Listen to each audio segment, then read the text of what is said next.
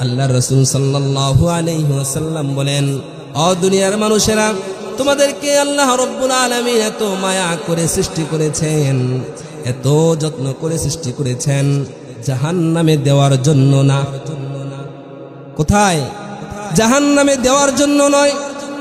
কিন্তু আজকে আমরা এমন কাজকর্ম করতেছি, আমরা নিজেরাই নিজেদের জন্য জাহান্নামকে ওয়াজিব করে ফেলতেছি। কথা বলেন ঠিক কিনা? আল্লাহ রাসূল সাল্লাল্লাহু আলাইহি ওয়াসাল্লাম বলেন, আদ-দুনিয়া খুলিকাত লাকুম ওয়া আনতুম খুলিকতুম লিল আখিরা। ও দুনিয়ার মানুষেরা শুনে নাও, আল্লাহ রাব্বুল আলামিন এই দুনিয়ার যা কিছু দেখতেছো, আসমান জমিন লৌহ কলম, দুনিয়ার জমিনে যত নাজ নিয়ামত দেখতেছো, সব কিছু বান্দা তোমার গোলামির জন্য আল্লাহ তাআলা সৃষ্টি করেছেন। সুবহানাল্লাহ। সব কিছু তোমাদের উপকারের জন্য সৃষ্টি করেছেন।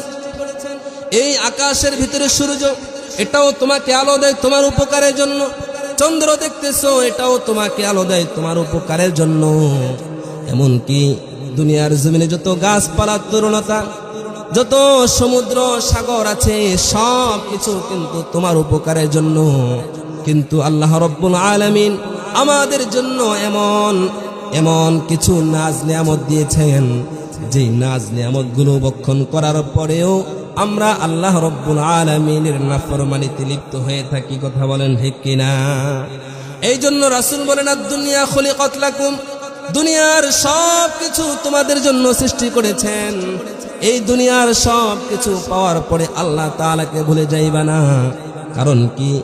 কারণ হলো ওয়া আনতুম খুলিকতুম লিল আখিরা, বরং তোমাদেরকে আল্লাহ রাব্বুল আলামিন জান্নাতের জন্য সৃষ্টি করেছেন। সুবহানাল্লাহ। জান্নাতের জন্য তোমাদেরকে তৈরি করেছেন।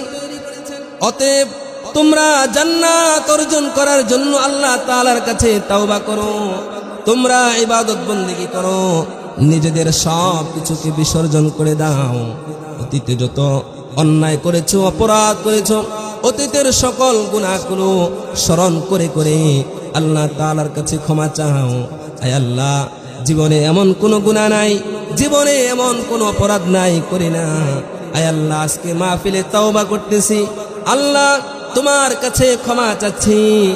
ও রহমান, ইয়া গফফারুজ যুনুব ওয়া ইয়া সাত্তারুল উয়ুব, আয় আল্লাহ আমাদের গুনাহগুলো আপনি গোপন রেখেছেন, যেমনই ভাবে গোপন রেখেছেন তেমনি ভাবে আমাদের গুনাহগুলো আপনি মাফ করে দেন। যদি আপনার গুনাহগুলো আপনি মাফ করাতে পারেন, তাহলে আপনি দুনিয়ার জমিনেও সফলতা অর্জন করতে পারবেন, আর আখিরাতেও আপনার জন্য কোনো টেনশন থাকবে না।